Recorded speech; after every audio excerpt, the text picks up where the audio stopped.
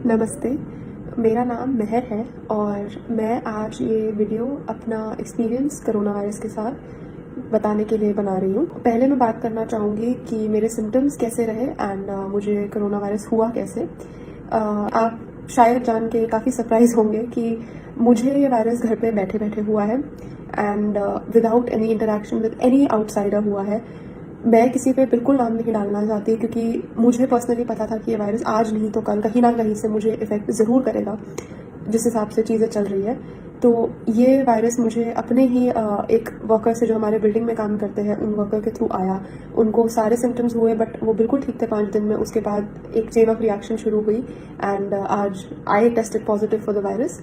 पर मैं बिल्कुल भी किसी के ऊपर ये नाम नहीं डालूंगी कि किसी के कारण मुझे हुआ या उन्होंने कुछ किया, बिकॉज ये एक सच्चाई है कि ये वायरस कहीं से भी आ सकता है, किसी को भी हो सकता है। एंड किसी पे नाम डालना, किसी डॉक्टर पे नाम डालना, किसी काम करने वाले पे नाम डालना is not the right thing to do. इससे करके कुछ नहीं होने वाला। सिम्टम्स की बात करें तो जो पहला सिम्टम मेरे हिसाब से जो था, जो नॉन फीवर रिलेटेड था, मेरे मुंह में 25 मई को एक बहुत कड़वा टेस्ट आया, एक बहुत ही मेटालिक बिटर टेस्ट आया। जिस दिन मैंने अपनी मदर को उसी दिन इन्फॉर्म कर दिया था कि मेरे मुंह में एक बहुत बिटर टेस्ट है एंड मुझे कुछ ठीक नहीं लग रहा। मैंने उस दिन अपनी सारी घर की कॉमन रिस्पॉन्सिबिलिटीज़ गिव अप कर दी। मैं खाना नहीं बना रही थी किचन में, मैंने अपने यूटेंसिल्स अलग कर दिए एंड मैं किसी को पैनिक नहीं कराना चाहती थी, इसलिए मैंने ये चीज़ काफ़ी अपने एंड से सीक्रेटिवली करी ताकि मैं अपने तरफ से सबसे दूरी मेंटेन कर सकूं। मैंने मास्क पहना, किचन में कोई मेरे कमरे में आ रहा था मैं मास्क पहन रही थी ये बोल के कि हमारी बिल्डिंग में किसी को ऐसा हुआ, तो इसलिए मैं अपने तरफ से प्रिकॉशन ले रही थी। 29 मई की सुबह जब मैं उठी तो मुझे हल्का फीवरिश फील हुआ और बॉडी गर्म फील हुई। बहुत मेरी टांगों में दर्द हो रही थी और बहुत बैक में दर्द हो रही थी। मुझे लगा शायद कि मैंने एक्सरसाइज ज़्यादा कर ली है पिछले दिन या वॉक ज़्यादा कर ली है, तो मे बी इसलिए वो दर्द हो रही है। लेकिन वो दर्द उठने के 2-3 घंटे के बाद भी थी काफ़ी ज़्यादा, और वो टेम्परेचर मुझे महसूस हो रहा था कि मेरी बॉडी और भी ज़्यादा गर्म हो रही है। दूसरे दिन ये जब मेरे पास थर्मामीटर आया, सेम सिम्टम्स थे एग्जैक्टली। अभी भी मुझे फीवर था और वो फीवर थर्मामीटर के हिसाब से 101 पे था जब मैंने सुबह देखा, और मेरी बॉडी में बहुत दर्द थी। मेरा दिमाग पूरी तरीके से घुमा हुआ था, अगर मैं इन शब्दों में बोलूँ, क्योंकि अगर मैं सीधा देख रही थी तो मुझे लग रहा है मेरा दिमाग इस तरफ देख रहा था। मैं ये सिम्टम्स समझा नहीं सकती, और वो दिमाग पूरी तरीके से घुमा हुआ था। अगर आप मुझे कुछ बोल रहे थे तो मैं उस चीज़ को रजिस्टर नहीं कर पा रही थी उस टाइम पे बिल्कुल भी। फिर डॉक्टर ने मुझे बोला कि आपको टेस्ट कराने की जरूरत नहीं है, सिंस आपको कफ नहीं है, ब्रीदिंग इशू नहीं है, नोज नहीं बह रहा और ऐसा कोई लाइक प्रोमिनेंट नहीं है। तो मैंने उस टाइम पे अग्री किया उनसे एंड उन्होंने मेरे को नॉर्मल पैरासीटामॉल और अजिथ्रोमाइसिन 500 mg लेने को बोली। डे 3 जब मैं उठी सिम्टम्स एग्जैक्टली सेम थे, बुखार 102 था एंड मुझ में इतनी भी हिम्मत नहीं थी कि मैं बाथरूम तक जा सकूं। मेरे को हल्की हल्की सांस चढ़नी महसूस हुई उस दिन और हल्की सी खांसी चालू हो गई एंड बॉडी पेन अभी भी था एंड मेरे को बिल्कुल भी साइकोलॉजिकली पता नहीं क्यों ऐसा लग रहा था कि मेरा दिमाग नहीं चल रहा बिल्कुल भी, और बहुत थकावट हो रही थी एंड मेरी एपेटाइट बिल्कुल ख़त्म हो चुकी थी और कुछ भी खाने को ऐसा लग रहा था कि मैं वॉमिट कर लूँगी।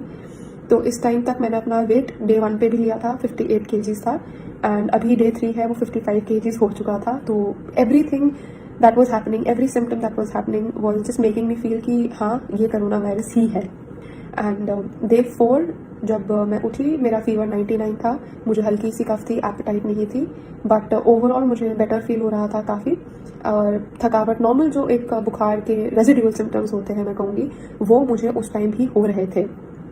डे 5 मुझे काफ़ी बेटर फील हुआ। एपेटाइट अभी भी 0 थी बिल्कुल, मैं ज़बरदस्ती फिर भी खा रही थी अपने तरफ से, थोड़ा बहुत जितना भी खाया जा रहा था मैं खा रही थी। एंड मैं किचन में डे 5 पे गई थोड़ा सा, बट मैंने मास्क पहना, अपने तरफ से लाइक कम चीज़ें छुई बिल्कुल एंड डिस्टेंस मेंटेन करके रखा क्योंकि मुझे लगा कि बुखार चला गया है। तो मैं थोड़ा सा अपना काम करने के लिए किचन में गई and day 5 I was perfectly feeling better, I thought I was recovering. On day 6 मतलब अभी भी मेरे को ये सब थकावट और पेट में डिस्कम्फर्ट और ये सब चीज़ें महसूस हो रही थी। मैंने अपने फ्रेंड से फ़ोन पे बात करते हुए जब मैं वॉक कर रही थी, मैंने बताया कि जब मैं बात कर रही हूँ मुझे काफ़ी सांस चढ़ रही है एंड मतलब मेरी नॉर्मल कैपेसिटी ऐसी नहीं है कि मैं बात करते करते मुझे सांस चढ़नी शुरू हो जाए। तो मेरे को हर 10-15 मिनट में फ़ोन रख के सांस लेनी पड़ रही थी। उसके बाद जब शाम को मैंने खाना खाया, दिन का खाना मुझे काफ़ी फीका लगा, शाम का खाना मैंने फिर खाया वो फिर फीका लगा। फिर उसके बाद 7वें दिन पे जब मैं सुबह उठी, मेरे को अच्छा फील हो रहा था काफ़ी, लाइक पहले से काफ़ी अच्छा फील हो रहा था। लेकिन 7वें दिन पे मुझे बिल्कुल टेस्ट और स्मेल आना बिल्कुल बंद हो गए।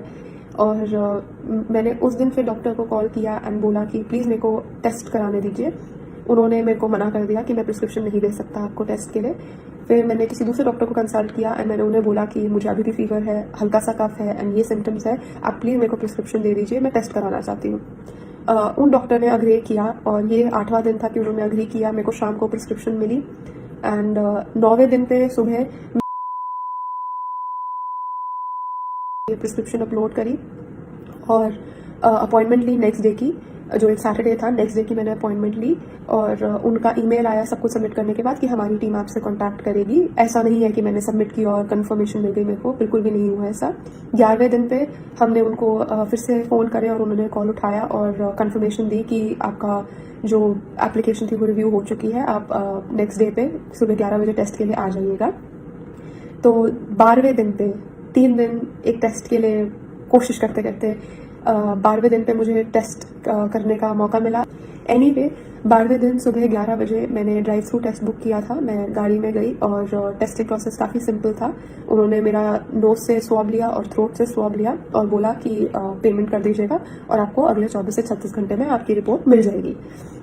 उसी रात 11 बजे 12 घंटे बाद एग्जैक्टली मेरे को मैसेज आया कि आपकी रिपोर्ट तैयार है एंड मैंने रिपोर्ट खोली 12वें दिन पे रात को। तो उस रिपोर्ट में था कि आप पॉजिटिव है एंड टू बी ऑनेस्ट मैं इस पॉइंट पे शॉक नहीं थी बिल्कुल भी, क्योंकि मैंने ऑनलाइन जहाँ तक पढ़ा था मेरे सारे सिम्टम्स कोरोना वायरस वाले ही थे और मैं अपने तरफ से सारे प्रिकॉशंस ले रही थी इस पॉइंट तक कि ये चीज़ आगे ना पहुँचे। बट आज डे 14 है, टेस्ट होने के 2 दिन बाद। मैं पिछले 5 दिन से कम्प्लीटली रूम के अंदर हूँ। उससे पहले भी रूम के अंदर थी बट कोई मेरा दरवाज़ा खोल रहा था और बात कर रहा था मुझसे, बट वो भी कम्प्लीटली बंद हो चुका है। तो 5 दिन हो गए हैं मेरे को कम्प्लीट आइसोलेशन में एंड डे 14 है। आज के जो मेरे सिम्टम्स हैं, I still have no taste, no smell. मेरी एपेटाइट थोड़ी सी वापस आई है बट अगर मैं कुछ खा रही हूँ अभी भी मेरे को काफ़ी उल्टी जैसा फील होता है और अभी भी काफ़ी थकावट है, बट उसके अलावा मुझे कोई सिम्टम नहीं है। और ये डे 14 है, जिस दिन से फीवर चढ़ा था उस दिन से लेके आज डे 14 है। और coming to the third thing, government ने क्या इनिशिएशन लिया ये जान के कि मुझे कोरोना वायरस है। मेरे को हेल्थ डिपार्टमेंट से फ़ोन आया लाइक उसी नेक्स्ट मॉर्निंग जब मेरे को टेस्ट मिला 12वें दिन पे। 13वें दिन मॉर्निंग मुझे फ़ोन आया संडे के दिन कि मैम आपने क्यों टेस्ट कराया, आपके क्या सिम्टम्स है, क्या आपके पास एक अलग बाथरूम है, आपके घर में कौन कौन है, क्या आपको पता है आपको कैसे हुआ। एंड मैंने वो सारी इन्फॉर्मेशन उनको प्रोवाइड करी और उनसे पूछा कि मेरे को आगे क्या करना है। उन्होंने बस मुझे बताया कि हम आपको HCQ that is hydroxy chloroquine I think भेजेंगे जो आपने अपनी मदर को देनी है। उन्होंने बस बोला कि गवर्नमेंट ऑफिशियल आएंगे, आपके घर के बाहर सर्कुलर लगाएंगे एंड सैनिटाइजेशन करेंगे, दैट्स अबाउट इट। और अगर आपको कोई भी ज़रूरत है तो प्लीज़ इस हेल्पलाइन पे फ़ोन कीजिएगा एंड हम एम्बुलेंस या जो भी हो सके भेजेंगे। And next day government officials, day 14 जो आज है, आज सुबह गवर्नमेंट ऑफिशियल्स जो वर्कर्स हैं वो मेरे घर आए नीचे तक। उन्होंने बस एंट्री वे मेरी बिल्डिंग का सैनिटाइज करा, फ़ोटो खींची एंड चले गए। ये मेरी अब तक की जर्नी रही है कोरोना वायरस के साथ एंड आगे भी जो भी होगा I will try my best कि मैं अपडेटेड रखूँ ताकि आगे ये एक्सपीरियंसेस किसी को भी हो। प्लीज़ 5 चीज़ें याद रखिएगा। नंबर 1, अगर आपको हल्का सा भी अनवेल फील होता है, आपको लगता है कि आपको बुखार खांसी हल्का सा भी लग रहा है ना, अपने आप को अलग कर लीजिए, अपने बर्तन अलग कर लीजिए, अपने रूम में आइसोलेट हो जाइए अगर आपके पास ऑप्शन है, अपना बाथरूम अलग कर लीजिए। मतलब आप उसे कोरोना वायरस की तरह ही ट्रीट कीजिए। मुझे नहीं पता अब कि कितने लोगों की टेस्टिंग हो पाएगी और क्या सिचुएशन रहेगी अब जब केसेस बढ़ेंगे। तो प्लीज़ हल्की सी भी तबीयत खराब को आप कोरोना वायरस की तरह ट्रीट कीजिए और अपने आप को आइसोलेट कर लीजिए कम्प्लीटली। अगर आप यंग है, हेल्दी है तो चांसेस है कि आप रिकवर कर जाएंगे, अपना ध्यान रखेंगे ठीक से तो आप रिकवर कर जाएंगे। तो प्लीज़ अपने आप को आइसोलेट कीजिए। दूसरा, जो चीज़ें आप एक वायरल इन्फेक्शन में रेगुलरली अपना ध्यान रखने के लिए करते हैं वो कीजिए। पानी पीजिए, ठीक से खाना खाइए, अपने सप्लीमेंट्स लीजिए, vitamin B, vitamin C, zinc, vitamin जो आपके B कॉम्प्लेक्स है, जिंक है। और अगर आप अल्कोहल पीते हैं, अभी भी स्मोक कर रहे हैं, मैं आपसे हाथ जोड़ के रिक्वेस्ट करती हूँ, प्लीज़ आपका इम्यून सिस्टम काम नहीं कर पाएगा। प्लीज़ अल्कोहल मत पीजिए, स्मोक मत कीजिए। अगले 15-20 दिन बहुत क्रूशल है हम सबके लिए एंड हमको ये चीज़ नहीं आगे बढ़ानी। नंबर 3, अगर आपके घर में कोई भी हाई रिस्क ग्रुप पे है, प्लीज़ उनसे डिस्टेंस मेंटेन करके रखिए, उनसे दूर रहिए।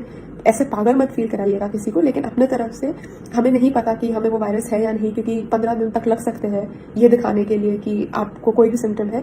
तो प्लीज़ अपने फैमिली वालों से डिस्टेंस मेंटेन करके रखिए। चौथा, अपने तरफ से हाइजीन की सारी प्रिकॉशंस लीजिए। अपने बर्तन हो सके तो अलग ही रखिए अपने फैमिली में, ताकि क्रॉस कंटामिनेशन के चांसेस वैसे ही बहुत कम हो जाएंगे।